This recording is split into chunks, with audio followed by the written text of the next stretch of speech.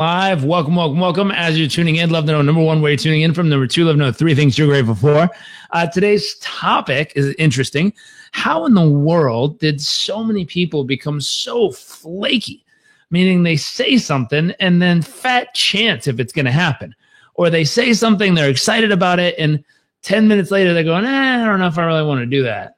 You know, what happened in society that allows people to think this is okay? Now, what I've noticed, and I'd love to know your opinion, have you noticed there's some places around the world that this happens way more often than others? Why is that?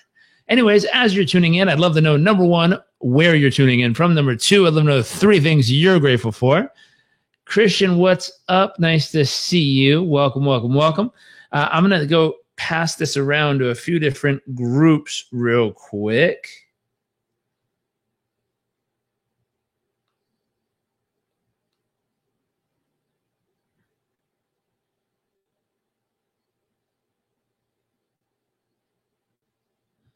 Let's see. Oops. Nope, I can't.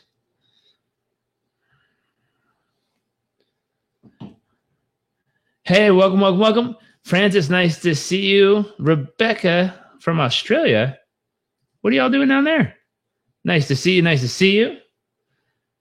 Welcome, welcome, welcome. As you're tuning in, again, love to know, number one, where you're tuning in from. Number two, love to know three things you're grateful for.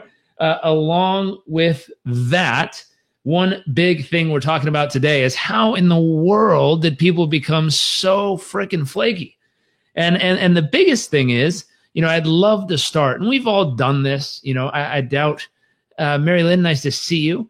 I doubt no one here has ever said they're going to do something and then not showed up, or said they wanted to follow through on some habit and then 3 days later gave up. So we've all done this. Isaac from Palmdale, what's up? Welcome, sir. And so this is a big question. Where in your life are you the most consistent? Mary Lynn is grateful for my health and my home. Very nice. Christopher, grateful for my family, my health, and my awesome life. I love it.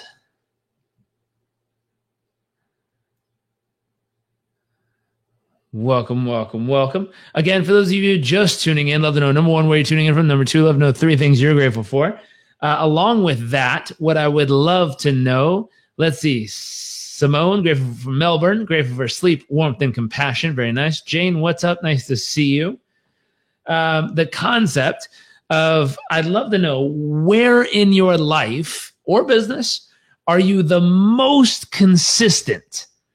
The most consistent, meaning when you say you're going to do something, 1,000% you do it. Where in your life are you the most consistent?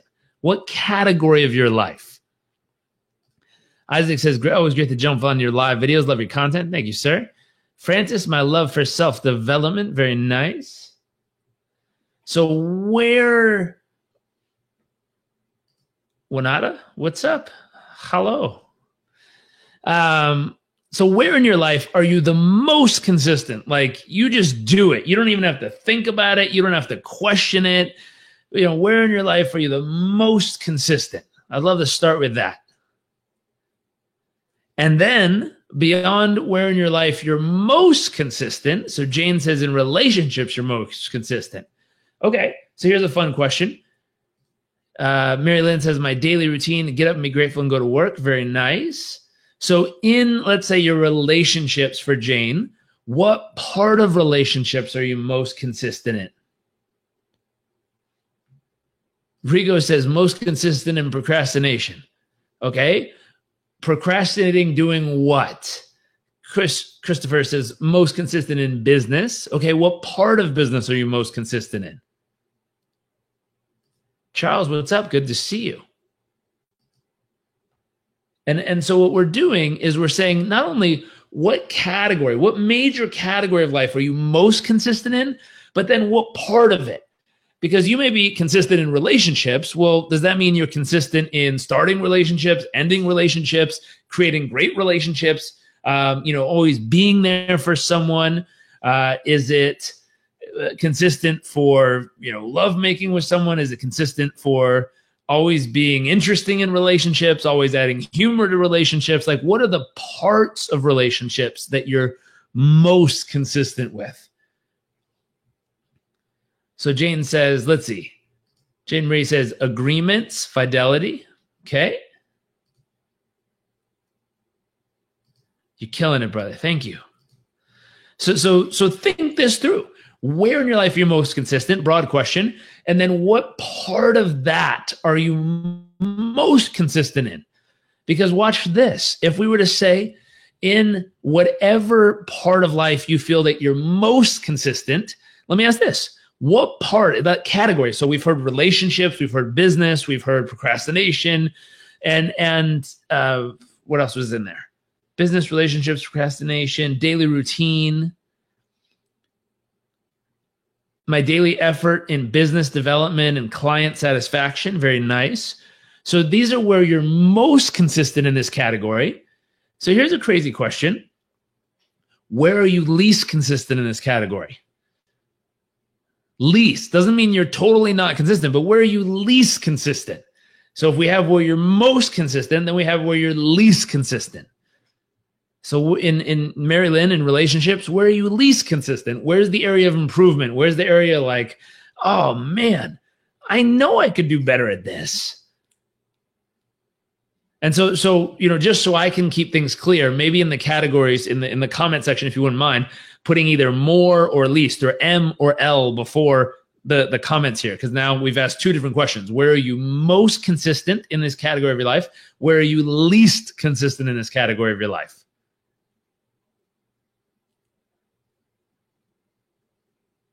So Charles says working out rituals. Charles, is that you're most consistent or least consistent with that? Christopher, digital marketing. I'm guessing this is least consistent. Mary Lynn says relationship, trying to be content alone. Interesting. Okay, that's an important part of relationship.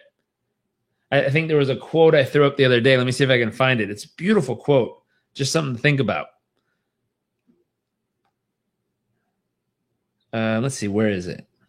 When you find peace, oh, hold on. Let's see, it says, when you find peace within yourself, you become the kind of person who can live in peace with others. And then another one says, dear you, make peace with the mirror and watch your reflection change.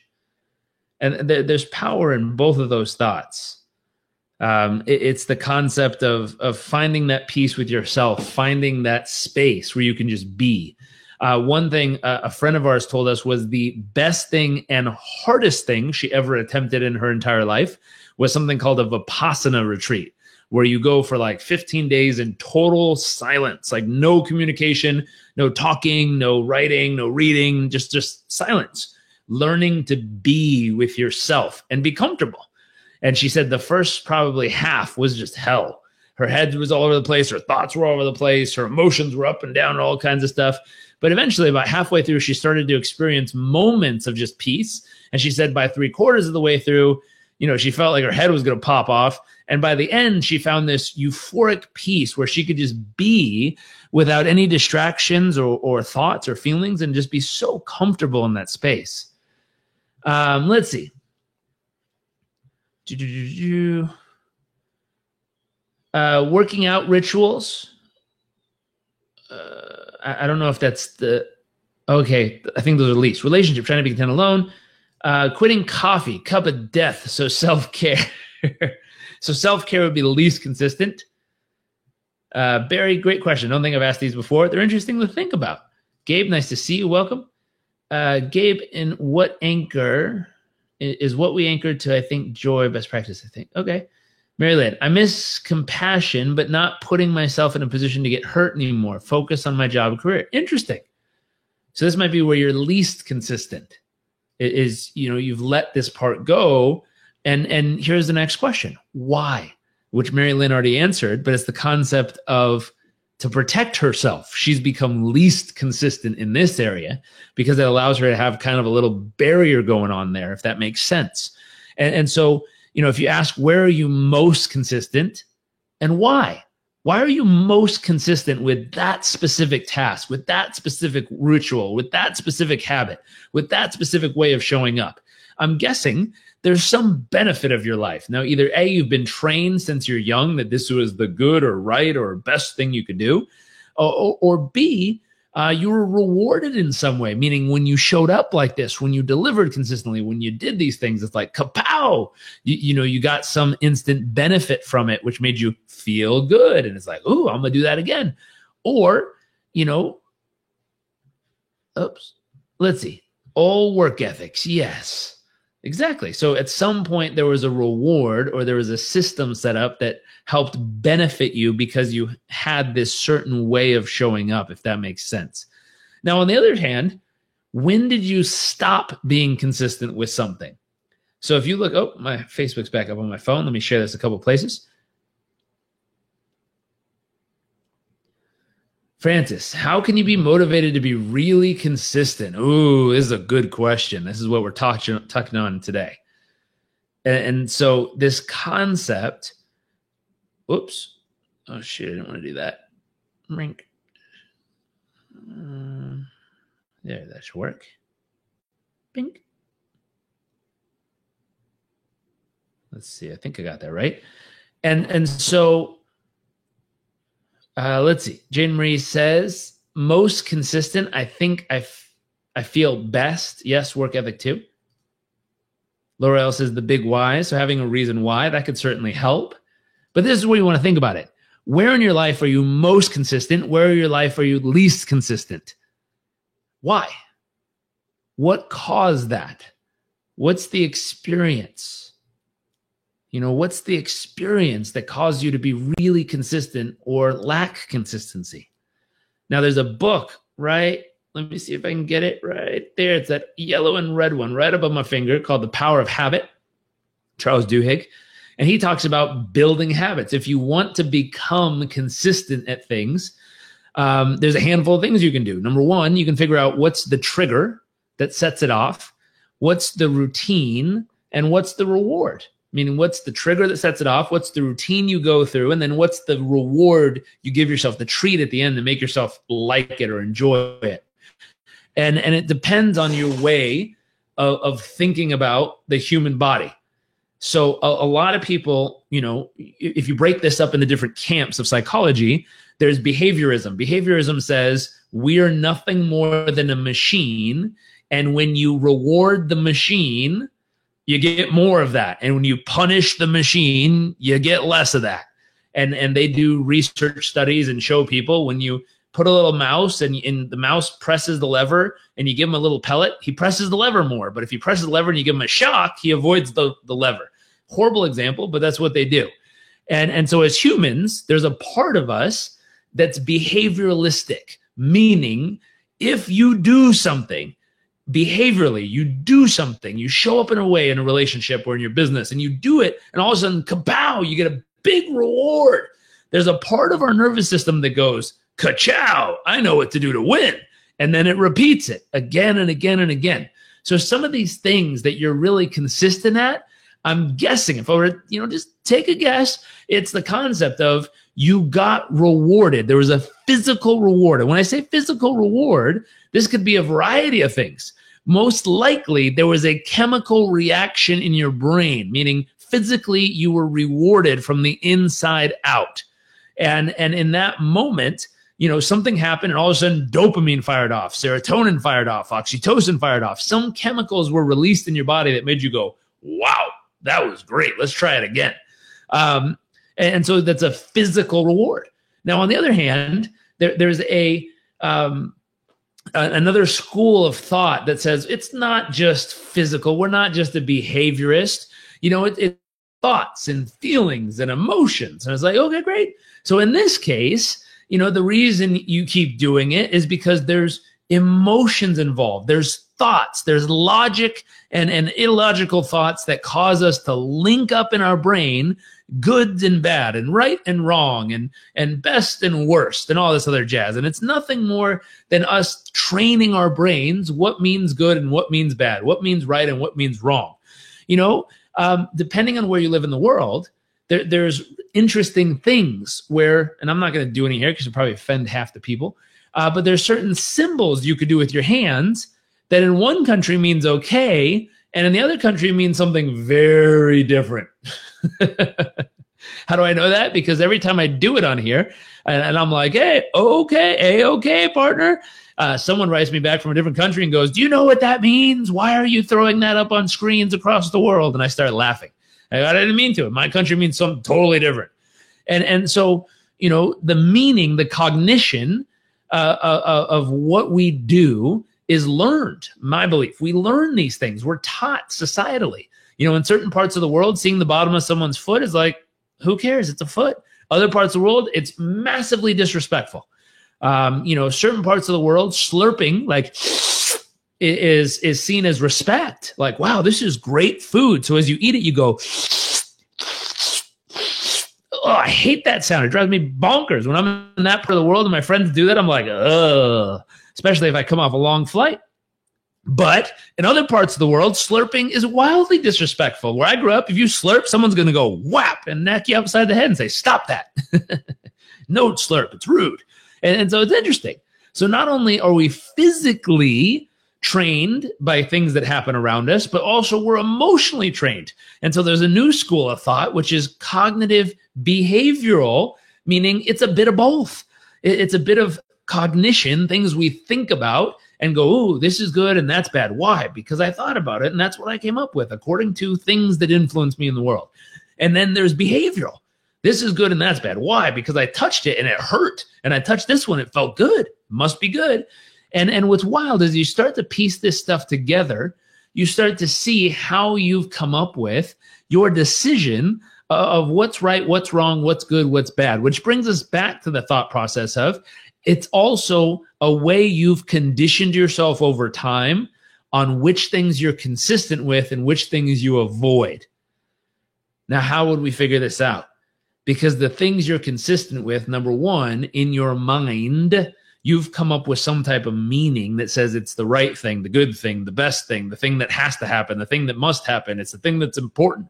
You've come up with some type of story in your brain that tells you this is something that must happen consistently in my life because maybe it's your big why. Maybe it's if I don't do it, then my family will be harmed. Or maybe if I don't do it, I can't feed my kids. Or maybe for some people, it goes as simple as, hey, I do it because I said I was going to.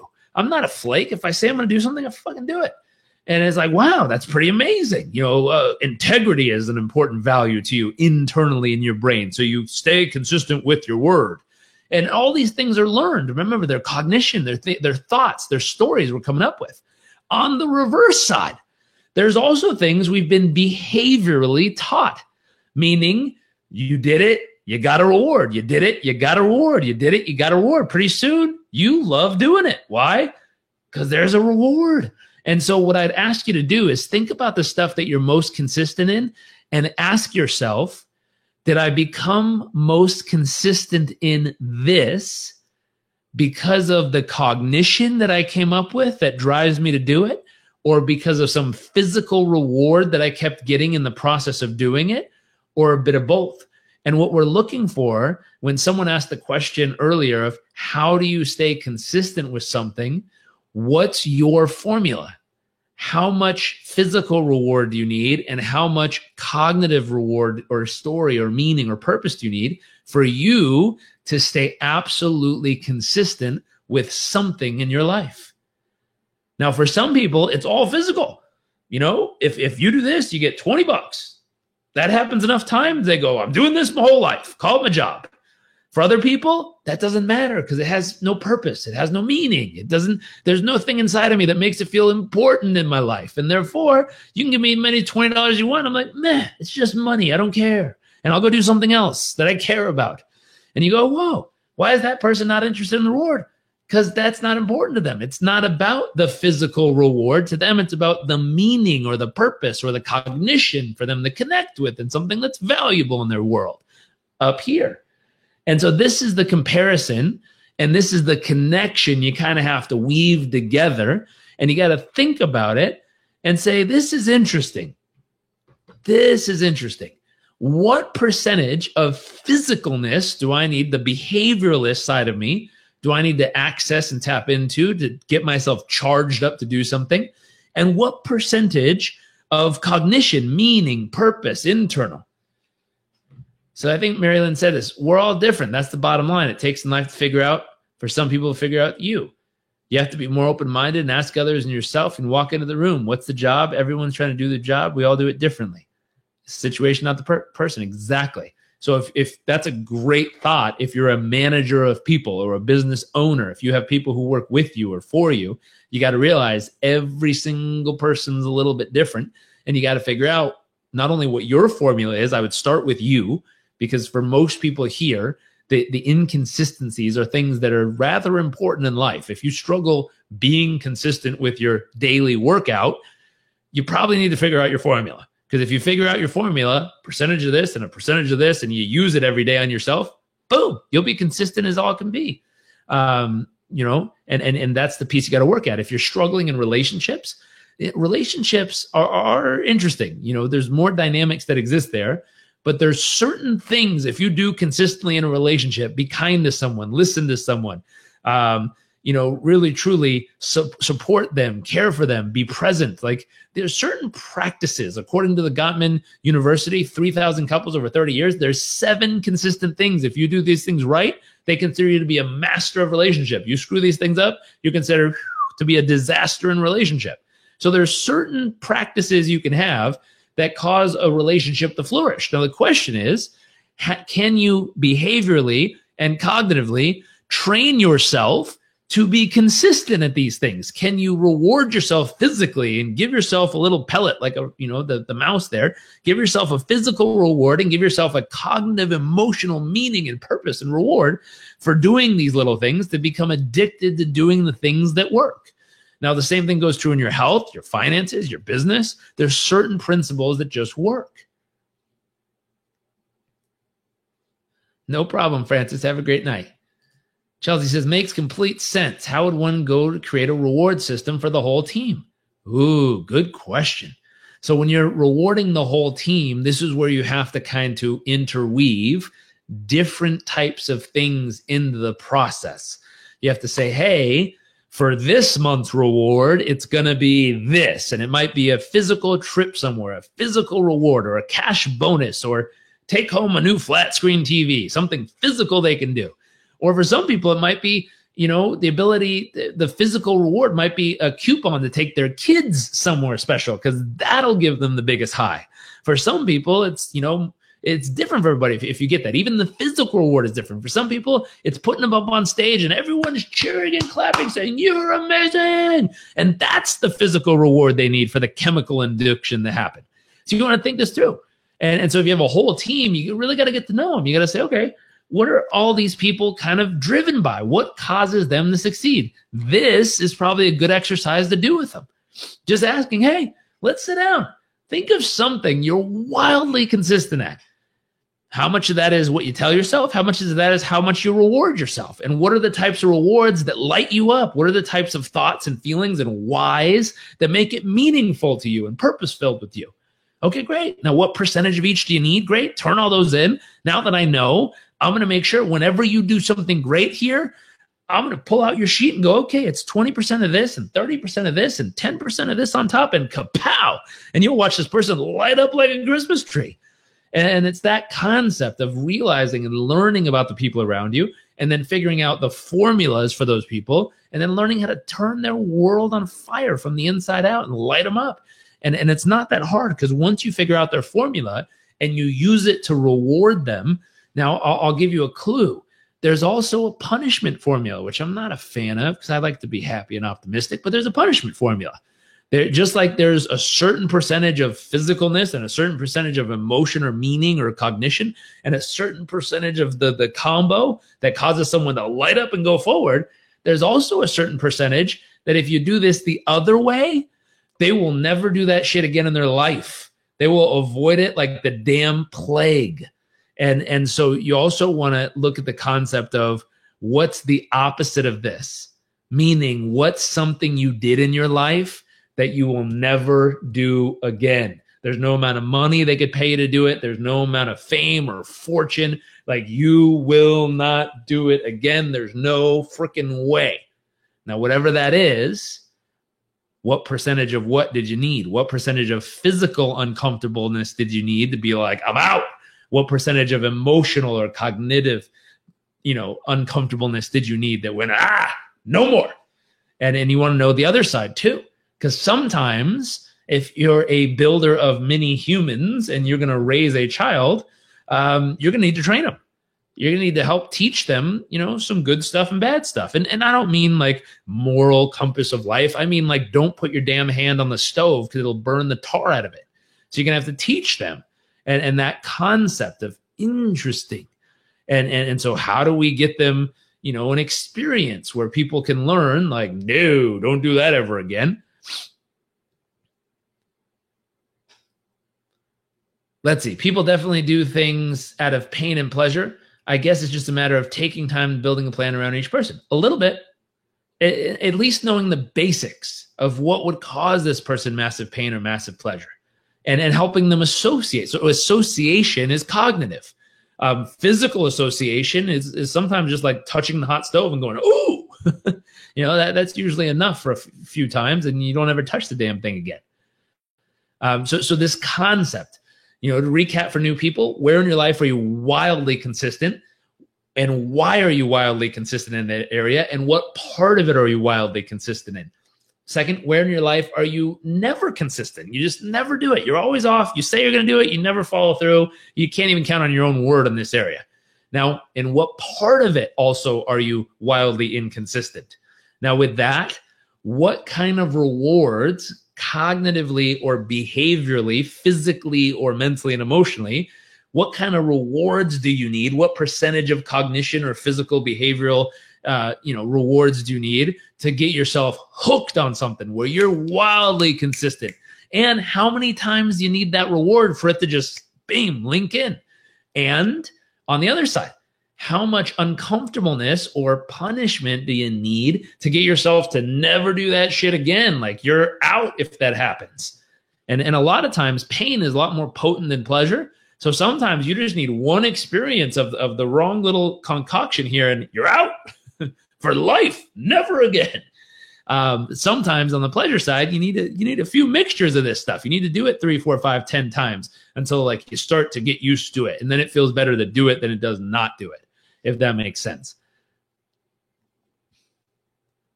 I stay focused on the good, don't want to address the weaknesses. There's a book worth reading called The Road Less Stupid, Advice from the Chairman of Board by Keith Cunningham. And if you flip to the chapter that he talks about, I have it right here. So this book, if you flip to the chapter that he talks about lessons he learned when he got his butt kicked in business, there's a section he calls personnel.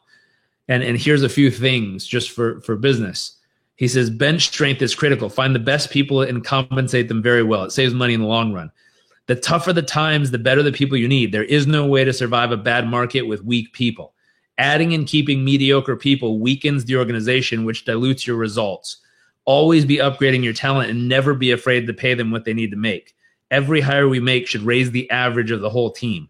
One superstar 7-footer is far more valuable than a 10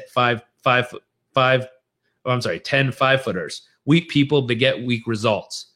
Never wait to address personnel issues and substandard performance. Employees are either doing a great job or they aren't. If they aren't, take action. My job is not to babysit or beg people to do their jobs. The cost of tolerating incapable or misplaced employee is far greater than the discomfort of having the tough conversation and speedy termination. A culture rooted in past successes growth at all costs, and aggressive bonus structures will produce employees who don't think, who aren't skeptical, and who ignore risks. Read this. If you don't like talking about the hard stuff, it's worth reading just to have another perspective, especially if you're a manager or a leader of people. It'll just give you some insight. And he's been buying and selling companies for 40 something years of his life and lots of experience. And you'll see the preface of that chapter. Gee, thanks. The chapter of the book had nothing to do with what you were saying. That's just what he called the book. I didn't mean anything when I said that. It's worth reading that book, especially that chapter of his lessons. and it reframed my mindset. I'm not someone who loves talking about the uncomfortable stuff, but especially on our team, I figured out pretty early that concept of, hey, if something goes wrong, we're going to bring it up immediately and handle it, because I don't want it to stick around 5 times and turn into a pattern. Not going to happen on this team. So we handle stuff when it doesn't go wrong immediately and quickly, so to immediately reward what needs to happen and to get out anything that not allowed to stick around.